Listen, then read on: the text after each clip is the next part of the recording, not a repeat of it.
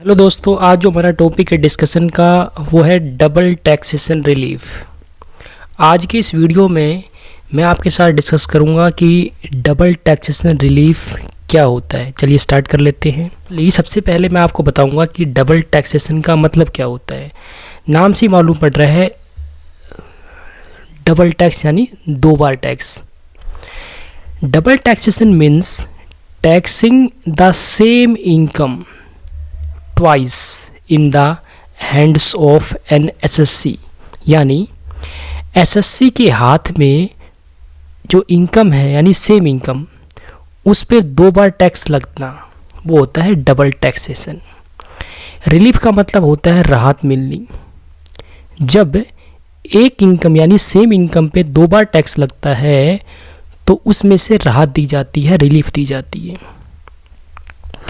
अब सवाल ये उठता है कि एक इनकम पे दो बार टैक्स क्यों लगता है। उसका कारण ये है कि टैक्सेशन जो है उसके दो रूल होते हैं। टैक्सेशन दो रूल होते हैं। कोई भी इनकम पे टैक्स चार्ज करने के लिए दो रूल है। एक होता है सोर्स रूल और एक होता है रेजिडेंस रूल। सबसे पहले बात करते हैं सोर्स रूल की।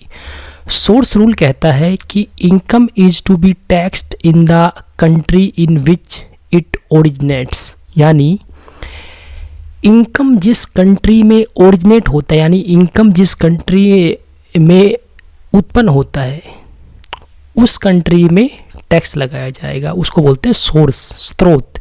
इनकम कहाँ से जनरेट हो रही है, तो जिस कंट्री में इनकम ओरिजिनेट होती है, इनकम जनरेट होती है, उस कंट्री में टैक्स लगाया जाएगा एज पर सोर्स रूल।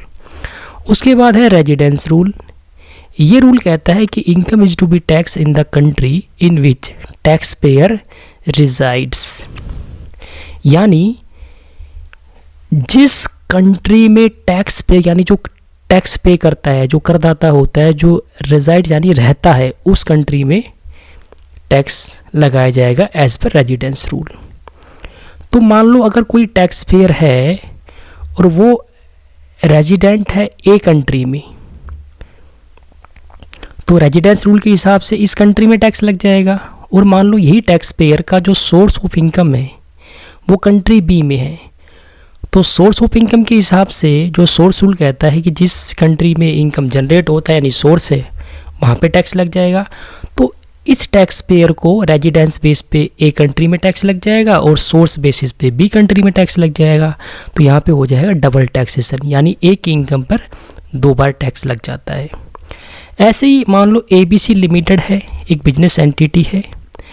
अगर इस एंटिटी पे ये दोनों रूल, कौन से, एक तो सोर्स और दूसरा है रेजिडेंस, अगर ये दोनों रूल साइमल्टेनियसली यानी एक साथ अप्लाई हो जाए तो फिर डबल टैक्सेशन हो जाएगा, यानी टैक्स दोनों तरफ से लग जाएगा।